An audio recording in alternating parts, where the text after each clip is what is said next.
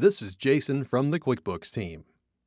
QuickBooks Online Advanced is the only online plan that includes the online backup and restore feature at no additional cost.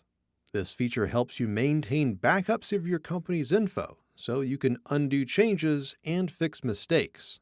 Let's go over how to restore your company to a previous date and time.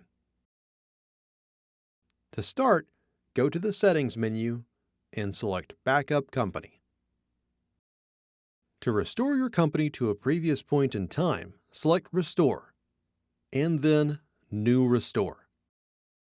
Choose the date and time you want your company to go back to.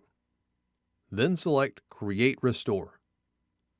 Enter your company's name and select Restore. The process to restore your company can take up to 30 minutes, but it usually takes much less time than that. The more data a company has, the longer this process takes. It's important to note that you shouldn't do anything in your company while QuickBooks restores your data. You'll know when your data is restored when you see a check mark here. That's when it's safe to jump back in and work with your company again. You can always select Restore to look up past restores, or check in on the one that's in progress.